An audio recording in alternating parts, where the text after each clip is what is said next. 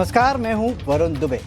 तिमाही नतीजों का सीजन शुरू हो चुका है और तीसरी तिमाही में बेहतर अर्निंग्स की उम्मीद लगाई जा रही है।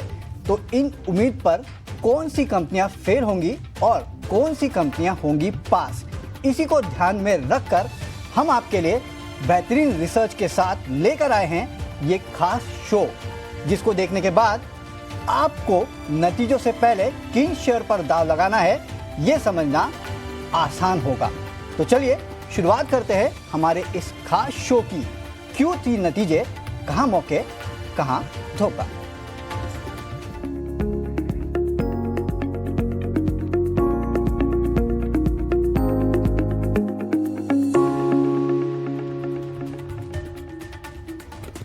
और इस खास शो में हमारे साथ रॉकस्टार कैपिटल के फाउंडर अभिषेक अग्रवाल जुड़ेंगे। साथ ही में हमारे साथ जुड़ेंगे हमारे 4 सहयोगी, जो आपको बताएंगे कि अलग अलग सेक्टर में क्या खास बातें हैं, इस बार क्वार्टर कैसे रहने वाला है। इन सभी सेक्टर्स का ये बेहतरीन रिसर्च लेके हमारे 4 सहयोगी जो है वो भी इस शो में हमारे साथ जुड़ रहे हैं।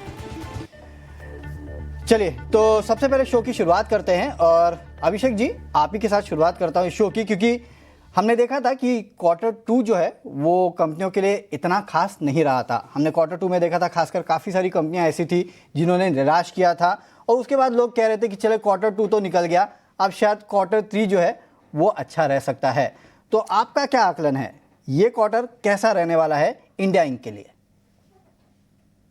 हिस्टोरिकली अगर हम देखें तो टिपिकली इंडिया की जो थर्ड क्वार्टर जो होती है वो काफी बेहतर होती है, बिकॉज एक ये फेस्टिव सीजन काफी हेवी रहता है इंडिया के लिए। एंड टिपिकली हमने देखा है कि कंज्यूमर जो है काफी स्पेंड करते हैं इस सीजन में। सो ये एक तरह का अब जनरल ट्रेंड कह सकते हैं। अब कंपेयर करें हम इस बार के क्वार्टर को, तो एक ट्रेंड जरूर देखने को मिला है लास्ट फ्यू ईयर से। जो अगर हम लास्ट 3-4 साल के अगर हम डेटा को रन कर ले, तो अब इन दिनों में जो ग्रोथ है ना वो आ तो रही है, बट अभी वो सिंगल डिजिट के आसपास जो है वो रहती है। सो मुझे लग रहा है कि लास्ट ईयर के सामने इस साल जो है आप ऑन एन एवरेज 6 से 7% की जो है Y on Y sales growth देख सकते हैं। सो एक तो आपको डेफिनेटली ग्रोथ मिलेगी। दूसरा है कि जो सेक्टर वाइज अगर आप बात करें तो कुछ सेक्टरों के अंदर में जो स्लो डाउन का इम्पैक्ट है या अनएक्सपेक्टेड स्लो डाउन जो हमने देखा, जैसे कि ऑटो के अंदर में एक टिपिकल ट्रेंड देखने को मिला था, जहां पे जितनी इन्वेंट्री बिल्डअप हो गई वर्सेस एक्चुअल जो सेल्स होने की एस्टिमेशन थी, वहां पे गैप आ गया।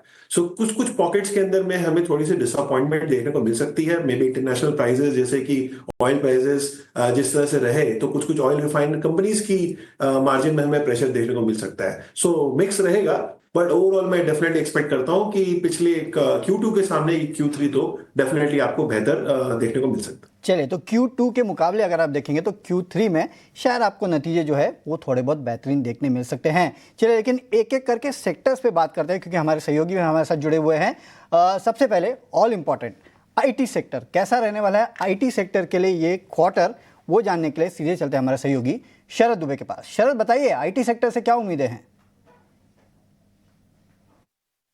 जी बिल्कुल, आईटी सेगमेंट की बात करें तो यहाँ पे जो है लार्जली एक म्यूटेड क्वार्टर जो है दिसंबर का देखने मिल सकता है और यहाँ पे मिक्स्ड बैग देखने मिल सकते हैं, क्योंकि याद रखिए एक सीजनैलिटी इम्पैक्ट भी आईटी अर्निंग्स में देखने मिल रहा है। ऑफकोर्स ग्लोबल ट्रेंड्स भी बताएं तो थोड़ी डाउनवर्ड प्रेशर है, लिमिटेड चेंज हो सकती है कमेंट्री को लेके। रुपी वीकनेस जो है, हालांकि उनकी जो रुपी रेवेन्यू है वहाँ पे एक इम्प्रूवमेंट आ सकता है। करेंसी हेडविंड्स, हालांकि देखिए सीसी कांस्टेंट करेंसी ग्रोथ में इम्पैक्ट आ सकता है। मार्जिन जो है स्टडी रह सकती है, क्योंकि ज़्यादा बड़े वेज हाइक्स नहीं देखने मिले हैं और ब्रोकरेजेस का मानना है कि TCS, विप्रो, LTI, माइंट्री पे ज़्यादा फोकस रहने वाला है। और याद रखिए क्लाइंट सेंटिमेंट भी जो है इम्प्रूव हो सकता है और दिसंबर के महीने में जो है बहुत सारे रीनेगोशिएशन ऑफ कॉन्ट्रैक्ट्स भी होते हैं।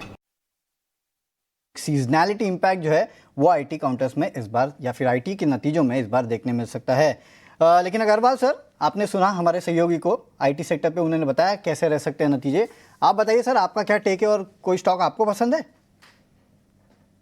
जी देखिए, आईटी जो है वो एक तरह का भी एक मिक्स बैग बना हुआ है, जहाँ पे लार्ज कैप स्टॉक्स अगर हम देखें, आईटी कंपनीज देखें, तो वहाँ पे प्रीटी मच अर्निंग्स जो है वो उसकी फोरकास्टेड बड़ी एवरेज ही चल रही है। बिकॉज स्टेट्स जो यूएस है वहाँ पे अभी इलेक्शन हो चुके हैं। अब हम देख रहे हैं कि डोनाल्ड ट्रंप जो एज प्रेसिडेंट अब आ गए हैं, तो उनकी नीति किस तरह से बनेगी अपने खुद के कंट्री के प्रति उसके बेसिस पे यहाँ पे डिपेंड करेगा कि इंडिया की आईटी सेक्टर जो है वो किस तरह से आगे परफॉर्म करेगी। तो थोड़ा मिक्स बैग है। मेरे यहाँ पे एक रिकमेंडेशन या पिक जो मुझे लगा कि इस स्पेस में मैं ज्यादातर डोमेस्टिक फोकस्ड कंपनियों को ज्यादा प्रेफर करता हूँ, तो वहां पे मैं वो रिकमेंड करना चाहूंगा टाटा टेक्नोलॉजीज को। ये एक नई लिस्टिंग है, अगेन स्ट्रॉन्ग ब्रांड है, सेमीकंडक्टर, एआई, ये सारी बहुत बड़ी स्पेस है जहां पे अभी इंडियन कंपनीज देख रही है और टाटा टेक्नोलॉजी उसमें एकदम सही बैठती है। मुझे लग रहा है कि अभी के वैल्यूएशन में भले ही थोड़ा स्ट्रेस्ड है, but going forward visibility of the revenue बहुत स्ट्रांग है। सो ये मुझे लग रहा है कि out of all this is one bet जो मुझे लग रहा है कि इंटरेस्टिंग है स्पेस में। टाटा टेक काफ़ी इंटरेस्टिंग स्टॉक है, हाल ही की लिस्टिंग है लेकिन टाटा ग्रुप कंपनी है तो ये अच्छी लगती है अग्रवाल जी को। लेकिन चलिए अगले सेक्टर की तरफ चलते हैं, और अगला सेक्टर काफ़ी इंपॉर्टेंट है क्योंकि जो क्वार्टरली अपडेट्स आए थे इस सेक्टर के वो मिक्स थे। हालांकि Q2 में इस सेक्टर के एक सेगमेंट माइक्रो फाइनेंस, इसने सबको परेशान किया था और चौंका दिया था। तो इस बार बैंकिंग एंड फाइनेंस, यहाँ क्या उम्मीदें हैं ये जानने के लिए सीधे चलते हैं हमारे सहयोगी गौरव के पास। गौरव बताइए, बैंकिंग एंड NBFCs यानी कि फाइनेंस क्या होगा इस बार? जी हाँ, तो अगर हम बात करें बैंकिंग सेगमेंट की तो कहीं पे 11% का ही ग्रोथ जो है हमें दिसंबर तक देखने को मिला था थर्ड क्वार्टर में। इनफैक्ट अगर हम थर्ड क्वार्टर के प्री क्वार्टरली अपडेट्स की बात करें कुछ बैंक्स की, तो वहाँ पे भी हमने देखा था स्लो डाउन देखने को मिला था क्रेडिट ग्रोथ में भी और डिपॉजिट ग्रोथ में भी। इसी के साथ साथ अगर हम बात करें सबसे बड़ी बैंक HDFC, तो वहाँ पर सिर्फ 3% का ग्रोथ जो है हमें क्रेडिट ग्रोथ में देखने को मिला था। हालांकि LDR रेशियो जो है वो नीचे आया है, बट इसी के साथ साथ ओवरऑल इसके चलते हुए ब्रोकरेजेस का मानना यह है कि आगे जाके भी ये जो स्लो डाउन है थर्ड क्वार्टर में बाकी बैंक्स में भी देखने को मिल सकता है। अगर हम बात करें नेट इंटरेस्ट मार्जिन्स की, तो वहाँ पे भी एक मॉडरेशन जो है वो देखने को मिल सकता है, और उसका मेन रीज़न ये है कि कहीं पे जो अनसिक्योर्ड सेगमेंट है वहाँ पे जो स्लो डाउन हुआ है, जो कि एक हाई यील्डिंग सेगमेंट था। और सेकेंड रीज़न ये है कि क्रेडिट कॉस्ट नॉर्मलाइजेशन जो हर एक बैंक में हमें पिछले कुछ क्वार्टर में देखने को मिल रहा है। इसी का अगर हम बात करें ROA पे भी जो इम्पैक्ट है वो देखने को मिल सकता है। ROAs में भी कहीं पे कुछ गिरावट जो है इस क्वार्टर में देखने को मिल सकती है। बट आगे जाके जो बैंक की तरफ से कमेंट्री रहेगी अनसिक्योर्ड सेगमेंट में, वो देखना काफ़ी ज़्यादा ज़रूरी रहेगा। कुछ ऐसे बैंक जहाँ पे MFI का एक्सपोजर ज़्यादा है, जैसे इंडसइंड बैंक हो गया, RBL बैंक हो गया, बंधन बैंक हो गया, उनकी तरफ से जो कमेंट्री रहेगी वो काफ़ी ज़्यादा इंपॉर्टेंट रहेगी। और आखिर में कुछ ऐसे बड़े बैंक जैसे Kotak Mahindra bank, HDFC bank और फेडरल बैंक, तो वहाँ की तरफ से कैसे उनकी कमेंट्री रहती है ग्रोथ को लेके, वो काफ़ी ज़्यादा ज़रूरी रहेगी। बट ओवरऑल अगर हम बात करें थर्ड क्वार्टर की, तो कहीं पे जो क्रेडिट ग्रोथ में स्लो डाउन है वो देखने को मिल सकता है, और इसी का ओवरऑल इम्पैक्ट जो है ROA पे भी हमें बैंक में देखने को मिल सकता है। क्रेडिट ग्रोथ में स्लो डाउन होगा, मैनेजमेंट की कमेंट्री पे पूरा ध्यान होगा, और माइक्रो फाइनेंस जो अपडेट भी आए हैं वो खास है नहीं। अग्रवाल जी, आप कैसे देख रहे हैं बैंकिंग एंड NBFC सेक्टर को? ये जैसे कि आपके सहयोगी ने एकदम सही तरीके से पॉइंट आउट किया है कि अगेन जहां पे मार्जिन प्रेशर रहना है फॉर द सिंपल रीजन कि अगर आप देखेंगे तो भले ही क्रेडिट ऑफटेक हो रही है, बट उसके सामने आपके बाकी कॉम्पिटिटिव बैंक्स भी है, और आप सेम स्पेस में अगर कम्पीट करेंगे तो डेफिनेटली मार्जिन तो जो है वो आपको कॉम्प्रोमाइज करना पड़ेगा, क्योंकि राइजिंग कॉस्ट स्ट्रक्चर भी सबके केस में आ रहा है। एंड जल्दी से कहीं पे हमें कोई ऐसी ग्रोथ नहीं दिख रही है कि जहां पे बैंक टैप कर ले। So most of the banks अगर हम देखें लार्ज एंड मिड के अंदर में, तो उन्होंने अपनी अपनी एक जो है बुक बना रखी है। किसी ने माइक्रो फाइनेंस ज्यादा फोकस कर लिया है, किसी ने कंज्यूमर रिटेल को ज्यादा फोकस किया, किसी ने कॉर्पोरेट को किया।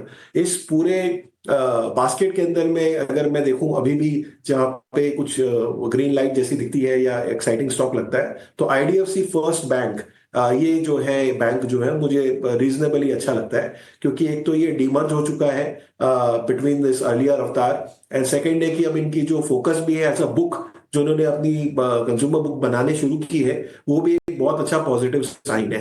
एंड तीसरा है कि टेक्नोलॉजी अडॉप्शन, ये भी इन्होंने काफी एग्रेसिवली परस्यू किया है in terms of loan disbursement. So उस तरह से अगर मैं देखूं तो काफी सारे ऐसे फैक्टर्स हैं जो अब शायद इस बैंक की ग्रोथ को एनहांस करेंगे। एंड ये मिड साइज बैंक है, होपफुली कुछ सालों के अंदर में ये वापस एक बहुत बड़ी बैंक बन सकती है, provided they are discipline in their book and NPA। And अभी तक का जो ट्रेंड है वो पॉजिटिव दिख रहा है। ये तो पॉजिटिव ट्रेंड देखने मिल रहा है, हालांकि पूरा बैंकिंग सेक्टर में नहीं, लेकिन IDFC फर्स्ट बैंक ये वो स्टॉक है जहां पे आप दाव लगा सकते हैं। चलिए अगले सेक्टर पे फोकस करते हैं, और ये भी एक इंपॉर्टेंट सेक्टर है, और ये है ऑटो सेक्टर। तो ऑटो सेक्टर की रफ्तार कैसे रहने वाली है तीसरी तिमाही में, ये बताने के लिए हमारे साथ हमारी सहयोगी सृष्टि जुड़ी है। सृष्टि, बताइए कितनी तेजी से दौड़ेगा ऑटो सेक्टर? तो इस बार मिले जुले नतीजों की उम्मीद है ऑटो सेक्टर से, क्योंकि देखिए वॉल्यूम ग्रोथ तो हालांकि इस बार ठीक रही है, पर इंटरेस्टिंग ये रहा कि कंपनीज ने भर भर के डिस्काउंट्स दिया है ताकि उनकी की बिक्री देखने को मिले। अगर हम कमर्शियल व्हीकल सेगमेंट की बात करें तो जी हाँ, वो थोड़ा सा पीछे ज़रूर छूट गया था, बट इसके अलावा चाहे टू व्हीलर्स हो या पैसेंजर व्हीकल कंपनीज हो, उन्होंने एक पॉजिटिव वॉल्यूम ग्रोथ ही दिखाई है। इसके अलावा कच्चे माल की लागत में भी एक बढ़त देखने को मिली है, जिसका थोड़ा सा प्रेशर जो है शायद मार्जिन्स पे आते हुए दिखे। पर ऑटो कंपनीज के बजाय अगर टायर कंपनीज पे फोकस करें तो एक बार फिर ये तिमाही उनके लिए बहुत अच्छी नहीं साबित हो सकती है, क्योंकि नेचुरल रबर की कीमतों में कोई भी ज़्यादा करेक्शन नहीं देखने को मिला है। तो अभी तो नहीं, पर जी हाँ, आने वाले समय में शायद थोड़ा सा सुधार ज़रूर दिखे। इसीलिए मैनेजमेंट कॉमेंट्री को देखना सबसे ज़्यादा अहम होगा। वॉल्यूम ग्रोथ ठीक रही है, सेल्स भी ठीक ठाक आती हुई दिखेगी, पर मैनेजमेंट कमेंट्री तीसरी तिमाही के आगे चल के इस पूरे साल का क्या आउटलुक देती है और चौथी तिमाही में किस तरीके की वो डिमांड की उम्मीद कर रही है, वो सबसे ज़्यादा इंटरेस्टिंग होगा देखना। अब कंपनीज के बारे में बात करें तो जी हाँ, इस बार M&M, मारुति सुजुकी और अशोक लेलैंड और टाटा मोटर्स से अच्छे नतीजों की हम उम्मीद कर रहे हैं। पर इसके विपरीत अगर हम देखें तो हीरो मोटोकॉर्प इस बार सेल्स भी कुछ ज़्यादा बढ़त होती हुई नहीं दिखी, वहाँ पर एक प्रेशर रह सकता है, इनके मार्जिन्स पे भी प्रेशर रह सकता है। ह्यूंडई मोटर्स की बात करें तो लगभग सपाट वॉल्यूम ग्रोथ देखने को मिली थी, इसी के साथ इनके वॉल्यूम्स पे भी थोड़ा सा प्रेशर देखने को मिला। और भारत फॉर्ज और टायर कंपनीज के बीच नतीजे हैं वो थोड़े से निराशाजनक ज़रूर हो सकते हैं। तो इस बार देखें तो ऑटो कंपनी से मिले जुले नतीजों की उम्मीद है, पर जी हाँ, मैनेजमेंट कमेंट्री पे खास तौर से ध्यान रहेगा। ये तो मैनेजमेंट कमेंट्री पे यहाँ पे ध्यान रहेगा, मिले जुले नतीजे रहेंगे। अग्रवाल जी, क्या होगा ऑटो कंपनीज में, वॉल्यूम का फायदा मिलेगा या डिस्काउंट का नुकसान होगा? ये मेरे हिसाब से डिस्काउंट का नुकसान होगा, क्योंकि वॉल्यूम से आप अपनी ग्रोथ को मेंटेन कर रहे हैं, but at the same time आपने मार्जिन जो है वो कॉम्प्रोमाइज कर दिया। एंड अल्टीमेटली जो मार्केट है वो अर्निंग्स भी देखती है, आप सिंपली ग्रोथ दिखा के तो आगे नहीं बढ़ सकते। और यहाँ पे भी एक मिली जुली हमने ट्रेंड देखी, जहाँ पे टू व्हीलर में स्लो डाउन है, सेलेक्टिवली फोर व्हीलर के अंदर में हमने ग्रोथ देखी। तो सारी ऑटो कंपनीज को मैं एक तराजू में नहीं डालना चाहूंगा। यहाँ पे एक पर्टिकुलर कंपनी मुझे एक्साइटिंग लगती है या अच्छी लगती है, बिकॉज वो ग्लोबल प्ले है रादर देन लोकल प्ले, वो होगा टाटा मोटर्स। टाटा मोटर्स के अंदर में उन्होंने अभी जैगुआर को बनाना बंद कर दिया है, एंड उनका पूरा फोकस अब लैंड रोवर पे है। चाइना उनका सबसे बड़ा मार्केट है, जो मुझे लग रहा है कि अब वो मार्केट रिकवर हो रहा है। सो वॉल्यूम ग्रोथ एंड उस प्राइसिंग पॉइंट पे जहां पे ये रहते हैं वो उसका फायदा मिलेगा। टाटा पंच अगेन नंबर 1 हो चुकी है इंडिया में, फर्स्ट टाइम मारुति को बीट करने वाली कोई गाड़ी बनी है जो इतने सालों में आई है। सो डेफिनेटली वो एक पोजीशन, जिसको पोल पोजीशन कहते हैं, वो टाटा डेफिनेटली मेंटेन करेगा। And one of the biggest trigger ये भी है कि यहाँ पे इनकी डीमर्जर आने वाली है, passenger vehicle and commercial vehicle, जो ये दो सेगमेंट है ये सेपरेट करेंगे। तो टाटा मोटर अब प्योर सीवी स्पेस में ही दिखेगा, और वहां पे उसके हिसाब से इन्हें वैल्यूएशन मिलेगा। अभी के लिए तो प्राइस टू अर्निंग भी कमाल की है, as a auto sector single digit price to earning में ट्रेड कर रही है। हर लिहाज से ये एक स्ट्रॉन्ग ग्रुप है, एंड मुझे इसके लॉन्ग टर्म फंडामेंटल्स बहुत अच्छे लगते हैं। मुझे लग रहा है टाटा मोटर्स आपके पोर्टफोलियो में लॉन्ग टर्म के हिसाब से होना ही चाहिए। चलिए, तो टाटा मोटर्स काफ़ी गिर चुका है ऊपर से, लेकिन हाँ, लॉन्ग टर्म के लिए से अगर आप देखेंगे तो ये स्टॉक इनको पसंद आता है अग्रवाल जी को, और आपके पोर्टफोलियो में ये स्टॉक ज़रूर रहना ही चाहिए। और अगले सेक्टर पे फोकस करते हैं, और ये है मेटल सेक्टर। तो मेटल सेक्टर के नतीजे कैसे रहने वाले हैं, ये बताने के लिए हमारे साथ हमारी सहयोगी अशेषा जुड़ चुकी है। अशेषा, बताएं। बिल्कुल, मेटल एंड माइनिंग सेक्टर की बात करें तो सबसे पहले नॉन फेरस कंपनियों के नतीजे फेरस कंपनियों से काफ़ी अच्छे रहने की उम्मीद है। याद रखिए, नॉन फेरस मेटल्स के प्राइसेस बढ़े हैं सिक्वेंशियल और ईयर इन ईयर बेसिस पर। जिंक, लेड, एल्यूमिनियम, कॉपर के प्राइसेस QOQ और YOY बढ़े हैं, जिसके चलते रियलाइजेशंस और एबिटा पर टन में पॉजिटिव इम्पैक्ट दिखेगा। लेकिन on the flip side ferrous metal stocks की बात करें तो स्टील के दाम क्वार्टर ऑन क्वार्टर बेसिस पर करीब 5% की घटौती और ईयर ऑन ईयर बेसिस यानी सालाना आधार पर भी करीब 15% की गिरावट दिखी है, जिसके चलते रियलाइजेशंस और एबिटा पर टन पर इम्पैक्ट दिखेगा। लेकिन कोकिंग कोल की प्राइसेस की बात करें तो जो एक मेजर रॉ मटेरियल होता है स्टील मैन्युफैक्चरिंग के लिए, उसके दाम भी घटे हैं। तो ऑपरेटिंग लेवरेज कंपनीज एंजॉय कर पाएगी, कॉस्ट कम होते हुए नजर आएंगे। लेकिन all in all non ferrous कंपनियों के नतीजे फेरस कंपनी से बेहतर होते हुए नजर आएंगे। और याद रखिए, एल्यूमिना प्राइसेस भी बढ़े थे, जिसके चलते एल्यूमिनियम कंपनीज हिंडाल्को, नैल्को और वेदांता, ये कंपनीज भी अच्छे नतीजे पेश कर पाएगी तीसरी तिमाही में। तो एल्यूमिनियम कंपनियों के नतीजे अच्छे रहेंगे, नॉन फेरस के नतीजे जो है वो फेरस सेक्टर से बेटर रह सकते हैं, ये हमें बताया है अशेषा ने। अग्रवाल जी, इस स्पेस में कौन सा स्टॉक पसंद है आपको? नतीजों के पहले कहाँ दाव लगाना चाहिए? मेटल स्पेस में ये खास बात है बिकॉज ये इंटरनेशनली ड्रिवन प्राइसेस होते हैं, तो बहुत हद तक ये चीजें विजिबल हो जाती है कि कहाँ प्राइस गए तो फिर किस तरह से कौन सी कंपनी बेनिफिट होगी। एंड राइटली अभी हमने काफी सारे स्टॉक्स के ऊपर कवर किया है कि कौन बेनिफिटेड होगा। हिंडाल्को मैं यहाँ पे पिकअप करना चाहूंगा फॉर द ऑब्वियस रीजंस कि एल्यूमिनियम प्राइसेस ऊपर थे और यहाँ पे आपको बोथ ग्रोथ और मार्जिन दोनों ही काफी आपको अच्छे देखने को मिल सकते हैं। ये तो हिंडाल्को यहाँ पे आप नतीजों के पहले लगा सकते हैं दाव। अगले सेक्टर की तरफ चलते हैं और ये है ऑयल एंड गैस सेक्टर। तो ऑयल एंड गैस सेक्टर से क्या उम्मीदें हैं ये बताने के लिए हमारे साथ है हमारे सहयोगी शरद। शरद बताइए।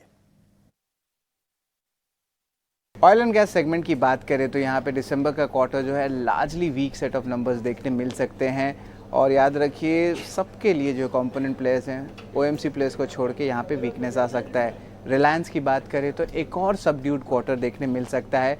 और याद रखिए रिटेल और ओटीसी सेगमेंट जो है यहाँ पे प्रेशर आ सकता है। ओएमसीज जो है यहाँ पे एक अच्छी ग्रोथ देखने मिल सकती है, खास करके जो ऑटो फ्यूल की मार्जिन्स है वहाँ पे और एक इम्प्रूव जीआरएम जो ग्रॉस रिफाइनिंग मार्जिन्स होते उसमें एक बुलिश नज़रिया बनता है। अपस्ट्रीम की कंपनीज की बात करें तो फ्लैट ग्रोथ सिक्वेंशियल बेसिस में देखने मिल सकता है, हालांकि वॉल्यूम्स जो है वीकर साइड में रहेंगे। ज़्यादातर गैस नेम्स जो है वीक रहने वाले हैं और खास करके सिटी गैस डिस्ट्रीब्यूशन जो हाल ही में एलोकेशंस भी कम हुए थे वहाँ पे week set of Q3 numbers देखने मिल सकता है। तो वीक नंबर्स देखने मिल सकते हैं आपको ऑयल एंड गैस क्षेत्र में। रिलायंस पिछले साल वैसे नेगेटिव रिटर्न दिया है और इस बार भी नतीजे कमजोर रहेंगे। Agarwal ji, oil and gas क्षेत्र में कौन सी कंपनी पे दाव लगाएं? देखिए सेक्टर वाइज तो सबड्यूड है but out of the all I think so Reliance Industries फिर भी बेटर पिक है बिकॉज इनके पास apart from oil and gas telecom भी है और रिटेल भी है, सो उस तरह से बैलेंस आउट होता है। This is a better name to play around apart from other names in the sector. तो रिलायंस इंडस्ट्रीज यहाँ पे आपको लगाना है दाव। अगला सेक्टर है कंजम्पशन यानी कि खाने पीने की चीज़ें। यहाँ पे क्या हो रहा है ये बताएंगे हमारे सहयोगी गौरव। गौरव बताइए कंजम्पशन का ट्रेंड कैसा रहने वाला है इस बार? जी हाँ, अगर हम बात करें एफएमसीजी सेगमेंट की तो वहाँ पे भी अगर हम ओवरऑल कंजम्पशन की बात करें तो पहले भी हमने देखा था पिछले कुछ क्वार्टर्स में कहीं पे वीकनेस देखने को मिली थी। आगे जाके भी कंजम्पशन में ऐसे एनालिस्ट का मानना ये है कि कहीं पे जो सुधार है वो काफ़ी ज़्यादा हद तक हमें इस क्वार्टर में नहीं देखने को मिल सकता है। उनका मानना यह है कि डिमांड सेंटीमेंट की बात करें तो अभी भी कहीं पे अर्बन डिमांड में कहीं पे एक लैकलस्टर जो है वो देखने को मिल रहा है। रूरल में हालांकि कहीं पे ऐसे होप्स है कि डिमांड अपटिक देखने को मिल सकता है, बट ओवरऑल अगर हम सेगमेंट की बात करें तो लगभग 9% की ग्रोथ जो है हमें इस क्वार्टर में कंजम्पशन में देखने को मिल सकती है। इसके अलावा अगर हम बात करें प्राइजेस जो है वो बढ़े हैं और इसके चलते हुए कहीं पर रेवेन्यू में ग्रोथ जो है कंपनीज की देखने को मिल सकती है। बट अगर हम बात करें कुछ कॉस्ट मटेरियल कॉस्ट जो है जैसे कि पाम ऑयल हो गया, वहाँ पे भी हमने देखा था कि प्राइजेस में बढ़ोतरी देखने को मिली थी और इसके चलते हुए कहीं पे वीकनेस जो है आगे जाके ओवरऑल रिजल्ट्स में और अर्निंग्स में देखने को मिल सकता है। तो वीक नंबर्स दे सकते हैं, खासकर अर्बन फोकस कंपनियां जो है वहाँ पे थोड़ी दिक्कतें हैं, रूरल रिकवरी देखने मिल रही है। अग्रवाल जी, एफएमसीजी में क्या पसंद आता है आपको?